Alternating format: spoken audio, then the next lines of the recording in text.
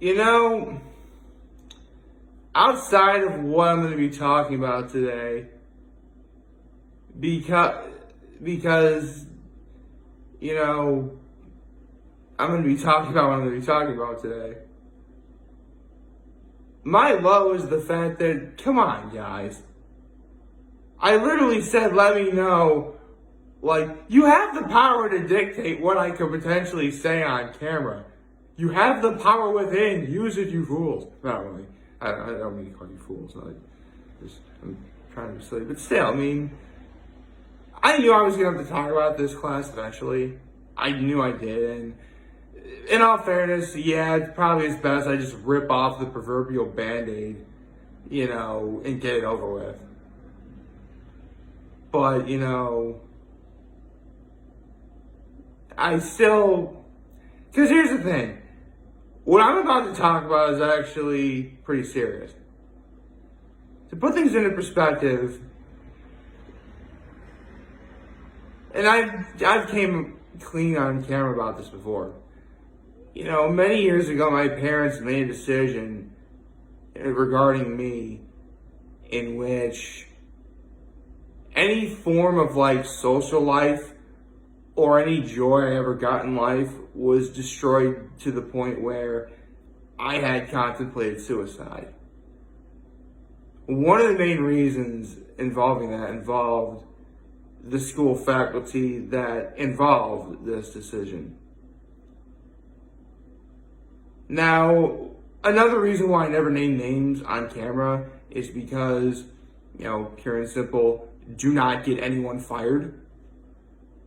And even though these particular faculty members were the worst teachers I've ever had or ever been around at all, ever around, in the end, they still want to pursue education as a career.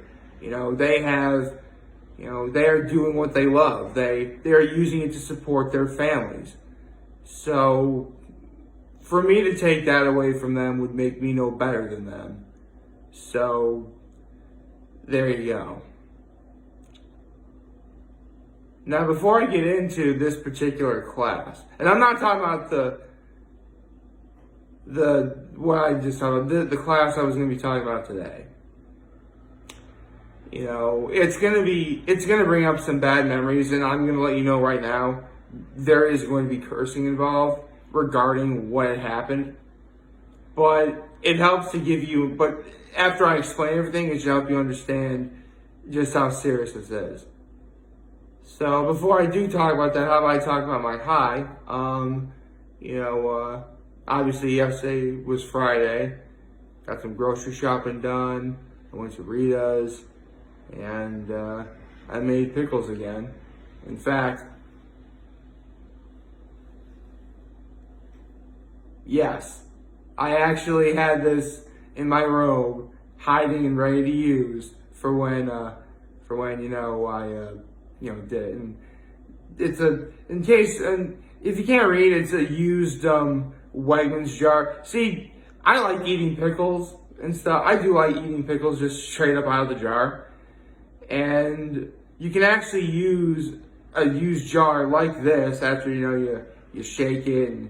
Because I've shared this before. When I clean out any jars like this, what I do is I put some dishwasher soap in it, or soap of any kind, fill it with hot water, put the lid on, and shake vigorously, and that cleans out the jar. I mean, the lid itself still smells of pickle, but there's nothing really I can do about that. Plus, the important thing is, at least I know that if I don't smell anything inside the jar, I know it's clean. So, there you go. And, can't tell, this is a used Wegmans jar from Mother Wegmans. Because, Mother Wegmans it's Mother Wegmans. What can I say? And, actually, if it wasn't for the fact that Spears on here, I could almost pass these off as legitimate Wegmans pickles. These are actually legit kosher dill pickles. Even though the ingredients list on the back of here doesn't really tell you otherwise. See, fun fact about kosher dill, Kosher has nothing to do with the Jewish religion of any kind. When it comes to making pickles, that is. Kosher just means there's lots of garlic in it. You can tell there's lots of some garlic in here. So like, this is the first time I used like freeze-dried stuff. And it looks like I did a good job. Like there's garlic and dill, some onion in here, some black peppercorn. If you can, I don't know if I can find them. But there's mustard seed, coriander. I want a lot of this. So, yeah. And I should probably put this back in the refrigerator. One moment, please. Just wanted to show off that, yes, I do make pickles. I'm not kidding. And by the way, I got like 14 pickles yesterday. I have like 9 more of these jars. I have like 8 more of these jars after this one. What can I say? I like being prepared.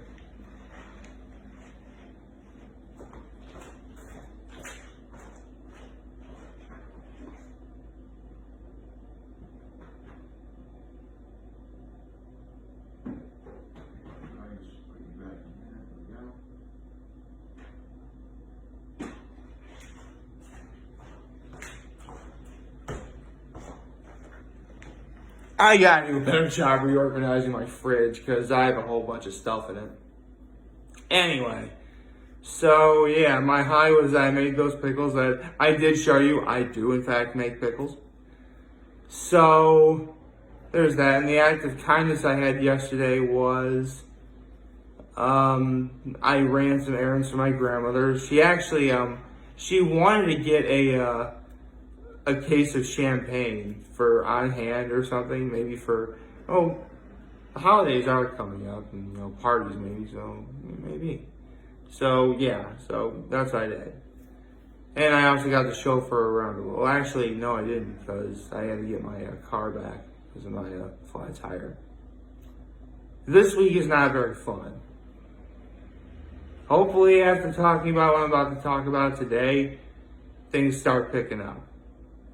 So, this is a class in session video, as I said it was going to be yesterday. A class in session video that, may I remind you, I totally told you guys to comment on which class you want me to talk about, and no one said anything, so forget it, I'm ripping off the Band-Aid here. So, the class I'm going to be talking about today is known as, well, here's the thing. It was dubbed the Asian Trilogy. Now, that's actually not remotely what it was called. It basically consisted of 3 classes, one in the fall, one in the winter, and one in the spring, one per trimester, because we had trimesters at Trinity College. And each and every single course, to some degree, had something major to do with the Asian culture, Asian influences, what have you. In the fall, the course was Asian history. Now, as its name suggests, it is, the story of cultures and people and even religion, like Buddhism, Taoism, Hinduism, all that in that consisted of anything Asian related, all throughout Asian history. And this was actually the best of the 3, at least for me, because I just got off of not 1, but 2 semesters back at Horseheads doing a class called Archaeology, which I actually was going to be talking about today. So expect that class and session video to be coming down the line. So yeah, but talk about Asian history. That class I actually did. I felt like everything sort of clicked for me because, archaeology, Asian history, they sort of interconnected a little. So I thought they had a leg up on that. The class in the winter was Vietnam War. Now, I know war in and of itself is a very controversial subject, whether it's whatever war is going on right now or wars in the past. But considering that, I only knew about the Vietnam War by name and maybe some of the results, you know, it really was nice to learn a lot about many different aspects involving, you know, the world going on as a whole involving the Vietnam War. I mean, going into that class, I had no idea who, you know, any of JFK's cabinet was, much less his Secretary of War, Robert McNamara, who I actually did a report on in that class. Because one of the main things they do in that class is do a project on a dove versus a hawk. You know, their name, if you don't know, a dove is someone who really wants peace, and a hawk is, you know, someone who wants, you know, war, essentially. And, you know, he had to find someone who involves one of the two aspects. It was actually quite interesting. And I did mine on Robert McNamara, who was JFK, and then I do believe Lyndon B. Johnson, because JFK was assassinated, Secretary of War. And another thing about Robert McNamara was we actually saw a really good documentary called The Fog of War, in which he had talked about, you know, a lot of the intricacies of what was going on, you know, politically and everything else in between for Vietnam. To put things into perspective of how little I knew about the time of everything that was going on, I had no idea who Khrushchev was going into that class. Yeah, so it just goes to show how much I really did learn and how not very smart I was back then. And, okay, that's enough of that. Now, the final course in the spring was United States and Asia relations in the 21st century, which pretty much is the stuff that's going on right now, you know, in terms of trade, politics, you know, religion, you know, whatever have you. So this was a very and honestly very educational set of classes that I really did learn a lot in. So what about this class makes it so incredibly infamous? Well, here's the thing. I said earlier that the faculty that involved the decision that my parents made, in which I would later contemplate suicide.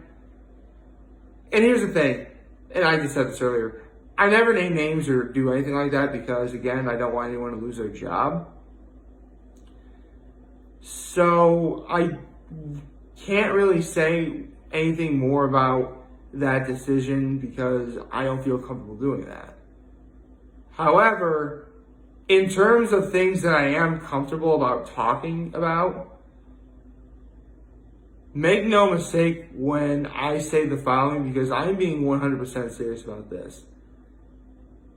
The teacher involved in the Asian Trilogy was the worst teacher I ever had. Bar none. And you're probably wondering why, aren't you?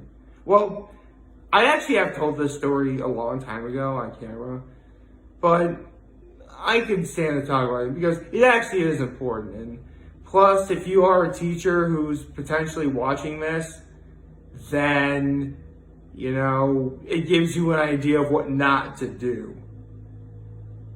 So, with that out of the way, in the beginning of the Asian Trilogy, so this would be when I'm taking Asian history, this guy, because it was a guy teacher, this guy was actually okay. He was actually one of the football coaches at Trinity College. And actually, in fact, it brings up something I talked about in Global One, where my Global One teacher was my football coach. And I felt that there was, you know, sort of an awkwardness involved in the teacher-student relationship in that class. Here at Trinity College, I wasn't playing football. I was running cross country. So I'm taking essentially global-esque related course from a football coach, and he's not my football coach. I felt like that's sort of the dynamic that would have happened in Global One, where again I wasn't playing football, but we can only speculate, right? And he really did seem cool in the beginning, but then over time, a lot of his personality began to show. One aspect of that was, and I do not ridicule or try and make fun of anyone's political beliefs, because again, what you believe in is your prerogative. It's none of my business. But my goodness, this guy was incredibly left. He was very, very, very left. Like, if it was an odor, you could smell it on him. Like, it was so blatantly obvious as to how, like, politically left he was, that if you had any sort of belief or idea that contradicted that, he'd yell at you outright. He was a pretty big, intimidating guy, and not really the most subtlety in terms of, voice volume, which I'm willing to talk. Anyway, in fact, one memory that a lot of the students and faculty have at that time is my cross-country coach was the exact opposite of that. They would get in heated debates. Holy cow. I never witnessed any of them, but it was supposedly it was really bad. But that's not my cross-country coach, and I never had him as a teacher, but it's the Asian Trilogy teachers I'm talking about, who was very left. My cross-country coach was the very opposite of that, only it was actually in a good way, if you can believe that. Anyway, what makes this guy the worst teacher I ever had was, see, one of the things you had to do is, the Asian Trilogy classes were more debate classes.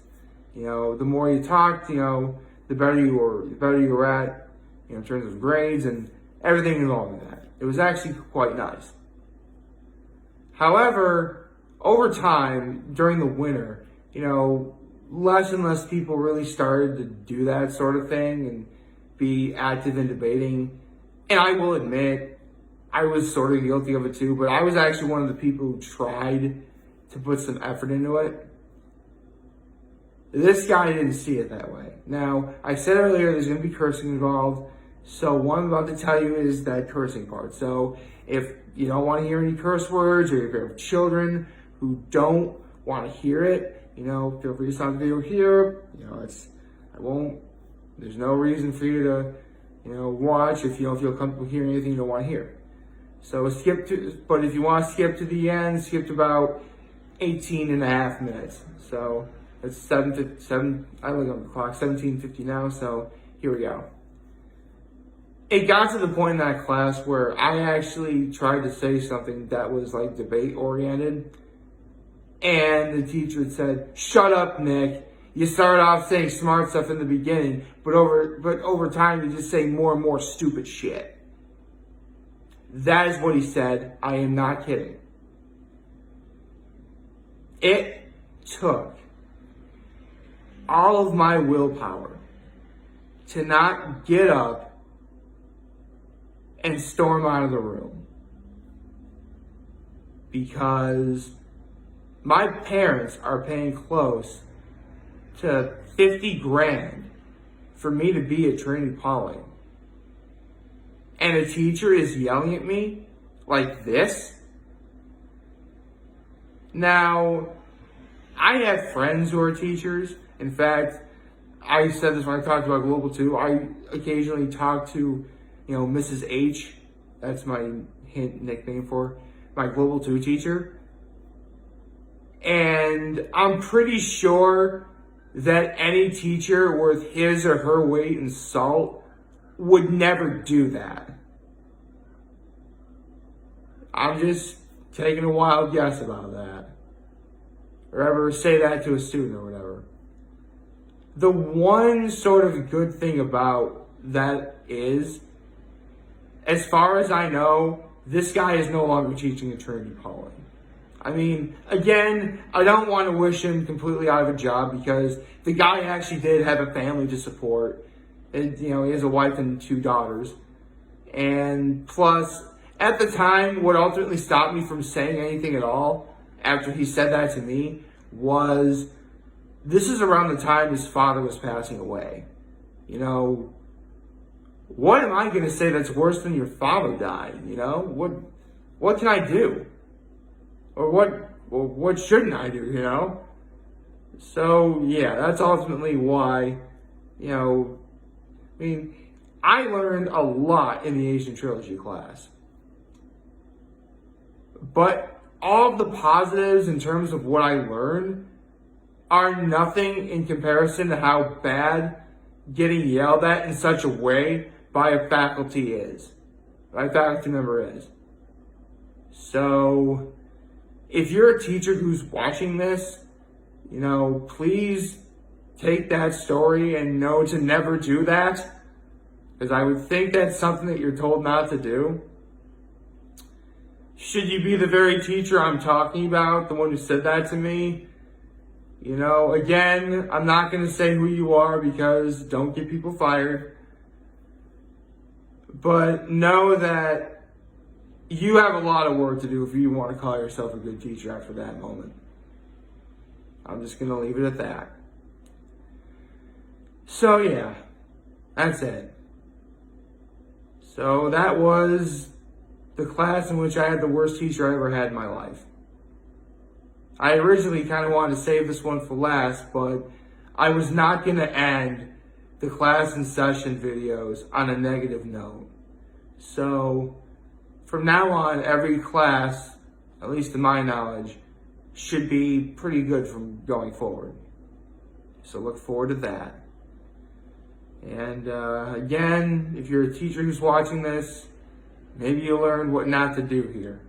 And you can use that becoming a better teacher going forward. Who knows? Like, favorite, share, hit the subscribe button, follow me on social media, I'm trying to get an issue. I'm very humbled to make this video for all of you guys who watch and enjoy today. And hopefully you all have a wonderful, wonderful Saturday.